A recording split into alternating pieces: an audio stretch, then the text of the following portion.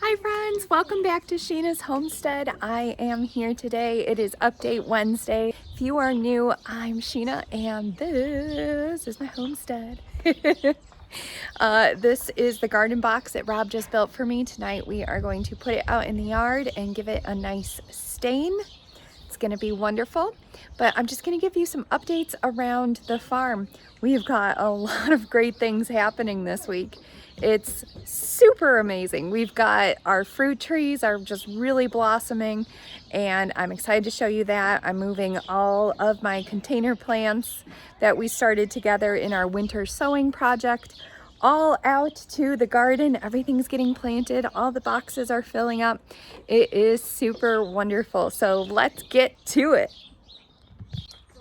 So this is what I have left to plant. Some of my tomatoes are a little behind. They are a slower start, but that is okay. I'll show you these. Those are super nicely growing there. They're Roma and San Marzano. And this is what I have left of my, I think this is my squash. Is it my squash? Yes, I have that, and I also have watermelon I still have to plant. Oh yeah, over here too. Let me see. So our seeds did better than I expected them to do, and therefore I have a lot of things that really need to get out in the garden. But let me take you out to the garden so you can see how much I've already planted.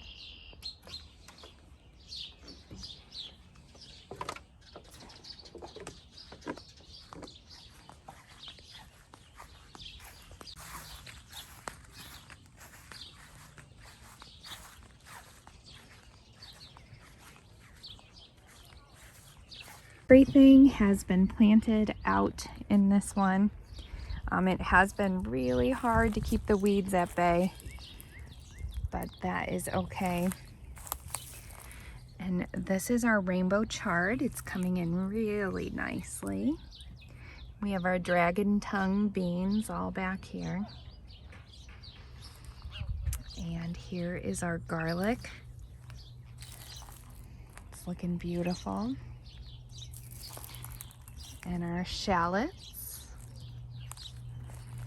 And here we've got some basil growing.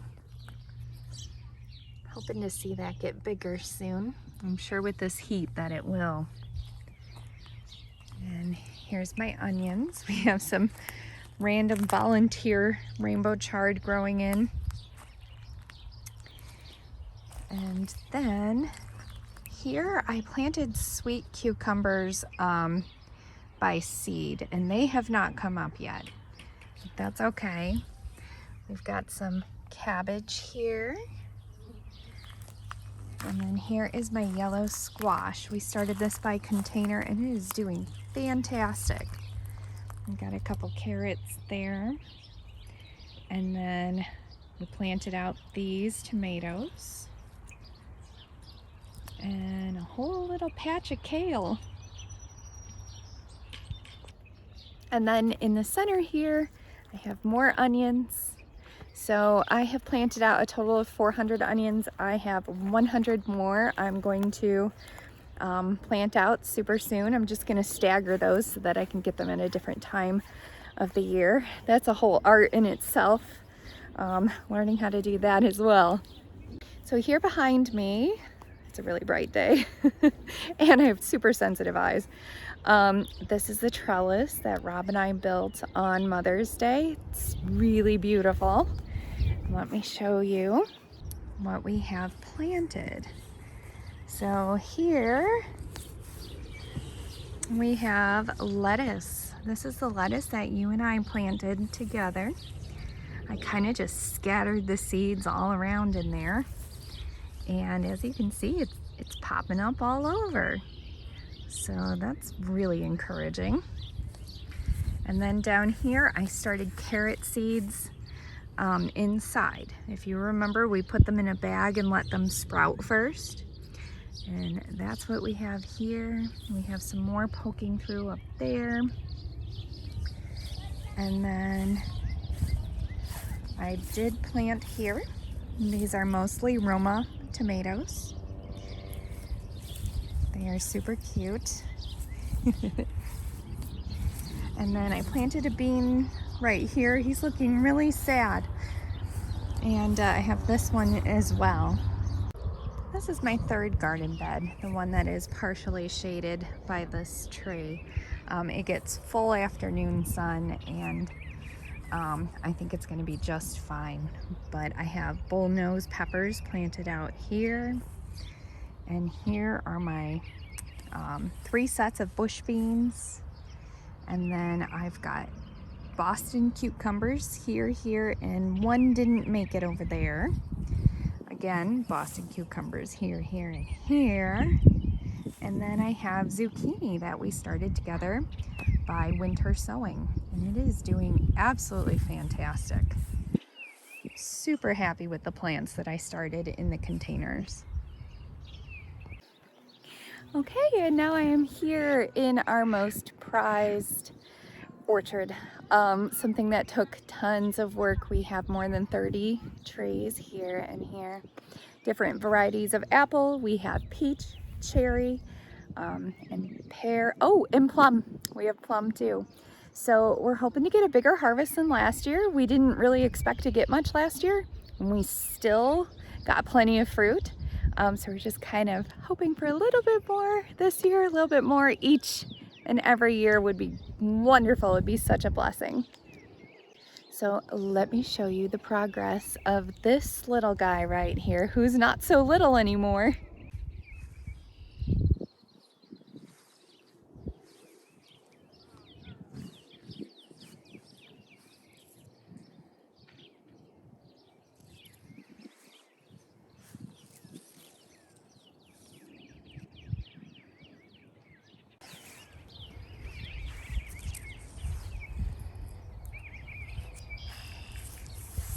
And this right here is a peach. Isn't that beautiful? And there's another one down here. And you can see how the flower became the fruit. So amazing. There's another little guy right there. So, I mean, this is gonna have probably 10 to 15 peaches on this tree, and it's not that big of a tree. It's another apple. Oh, and then these are my grapes that I planted last year. So excited that they came back and survived the winter. And look at that. Isn't that amazing? So cute.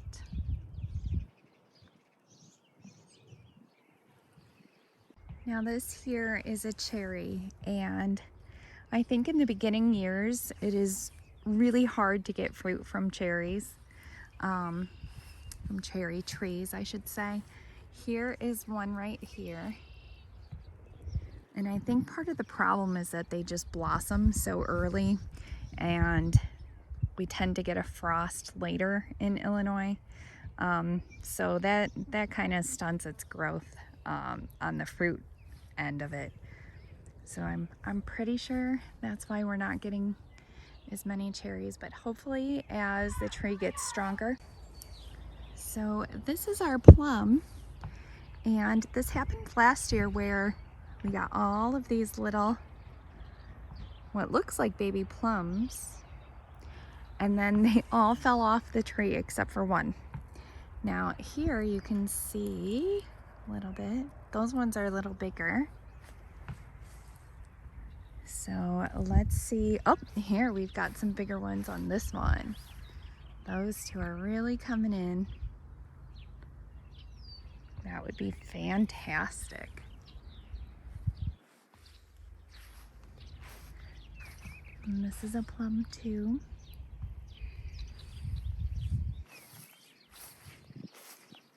Over here we have another apple. Now, what I'm going to end up doing is thinning out this fruit, and I will do a separate video when I end up doing that, to to show you how that works. So I'll give you a little insight right now. So you can see on this pod right here, there are going to be lots of apples all right here in a cluster. And we don't want that because, first of all, anything rubbing together, like if the fruit rubs together, you are likely introducing disease and other things like that to the fruit and the tree, and that is no good.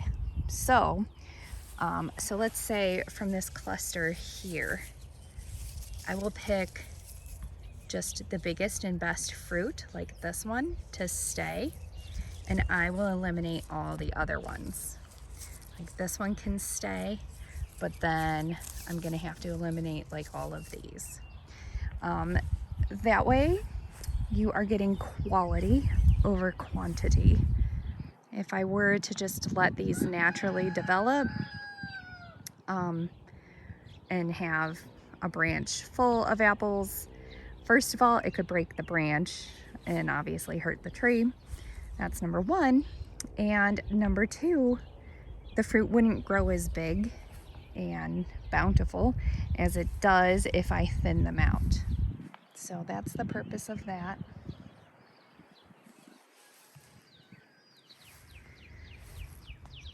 We have some more apple here. Lots more apples. More apples, more apples. I'm gonna take you down here. Now look, even this little tiny tree, we had to stake it last year because there was so much fruit on it that it was bending over. And that is precisely why we have to thin out the fruit. Oh, and look how well these grapevines here are doing. They're gonna give us some really nice privacy soon. You can see here, beautiful grapes. I left the tag on this one so that I can see what it is. Reliance seedless grapes. Now, the birds love to eat the grapes before they're ready. So this year I have a plan as to how to stop them from doing that. So we'll see if that works. So here we have some baby pears. They're really, really cute. You see that? Why can't you see that? There you go.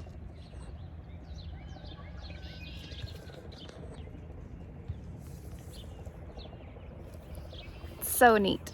So fun to see things growing. We have another pear tree here, and then this is our blueberry patch. And I have tented it a little bit.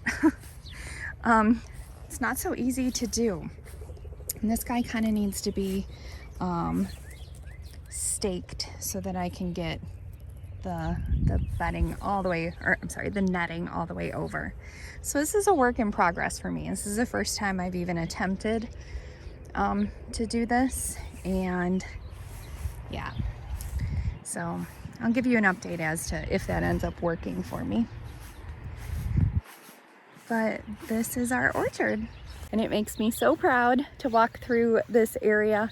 It was a lot of hard work to get all these trees in, and my brother helped, and of course Rob did most of the work, and it looks like it's gonna pay off, so that's really, really exciting.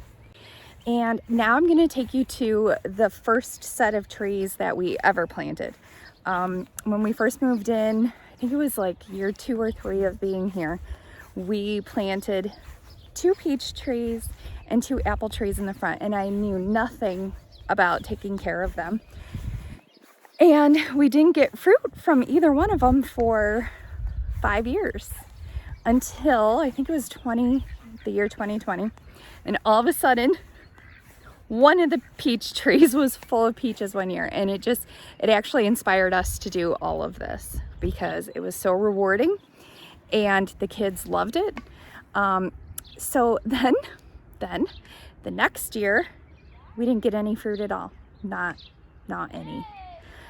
We did have a late frost, so that could be the reason. But also, I did not know how to prune my trees or anything like that.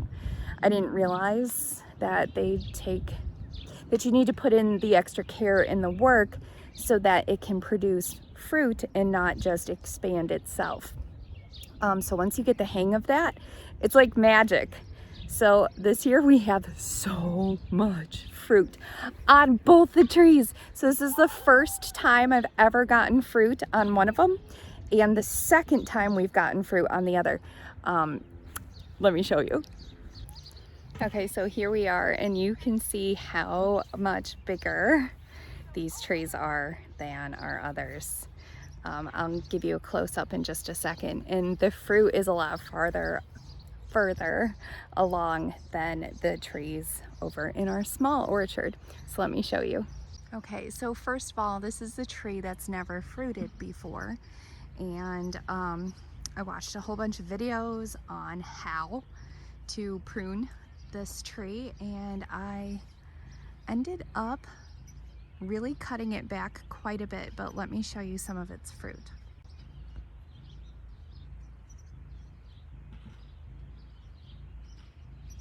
And this here is our prized tree. She is going to give us lots and lots of fruit this year. I mean, look at that. It's so awesome. Now I will have to thin this fruit as well. We're not ready yet. I want to let it get a little bigger. We can see which ones are the most healthy, and then I can make a choice from there.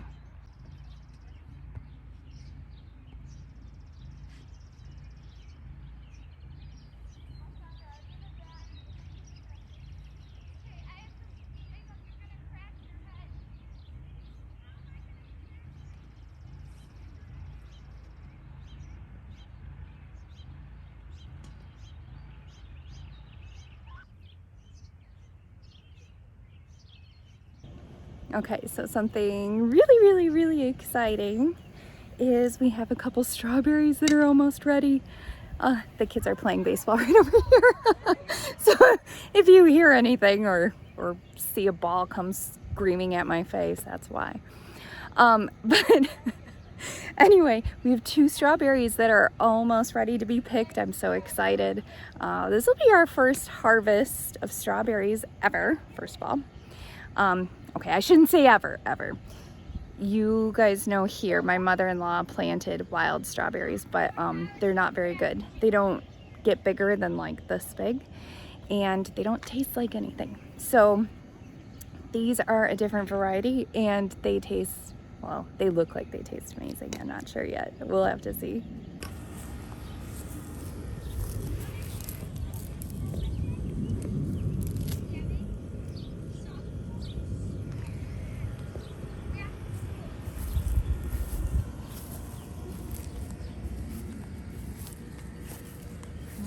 So that is my strawberry patch, which I'm working on. I would like to plant a lot more. And this is my watermelon patch. So I planted 1, 2, 3, 4, 5, 6, 7, 8, 9, 10, 11, 12, 13, 14, 15 here. Now, it's probably a little aggressive for the amount of space.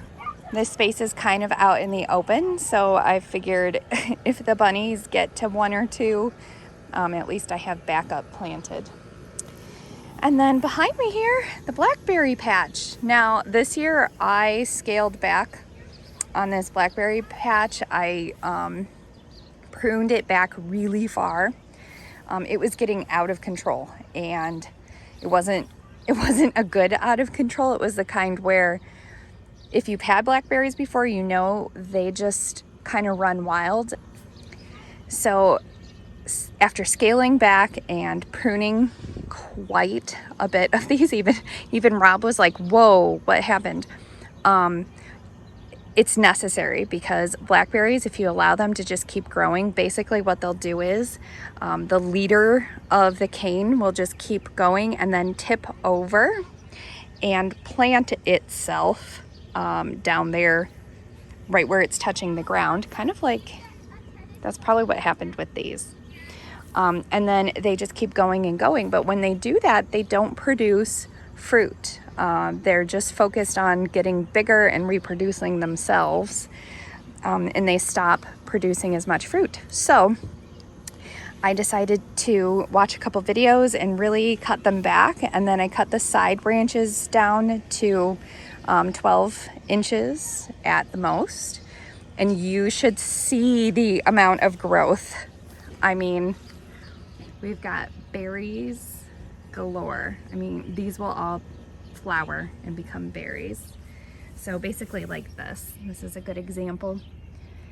The center there will end up becoming a blackberry. So that one flowered a little early, but you can see all the buds all over. Here's a good example. And the bees love pollinating these when they open up. So you can see it started to take over our air conditioner, which was the #1 reason for cutting it back. And then here is our small but mighty raspberry patch. So I planted these last year. So each one of these will become a raspberry. And like I was saying, oh, look at the ants, they're pollinating too. I found these back by the shed actually last year when we were building the chicken coop run.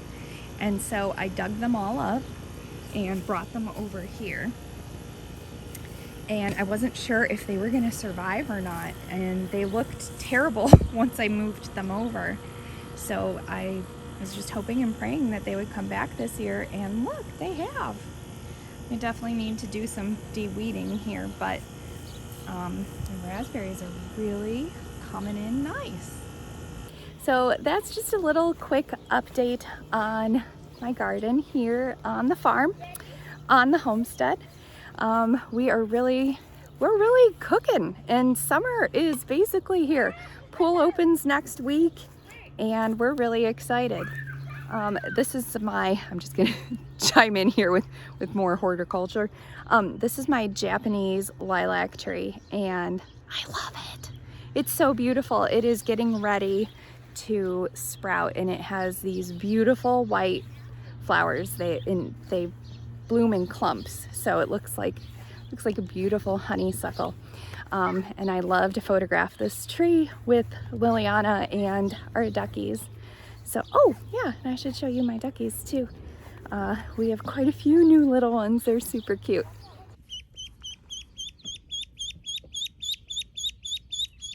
Guys, look. I got wet. He's cold. So, just wrapping him up. Oh, you want to come out? Oh, I get it. You wanted me?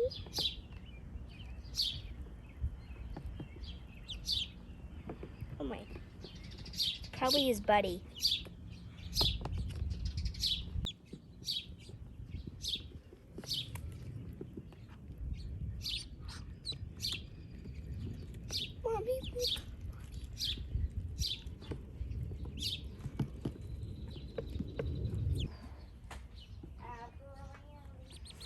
Daddy's home. Daddy.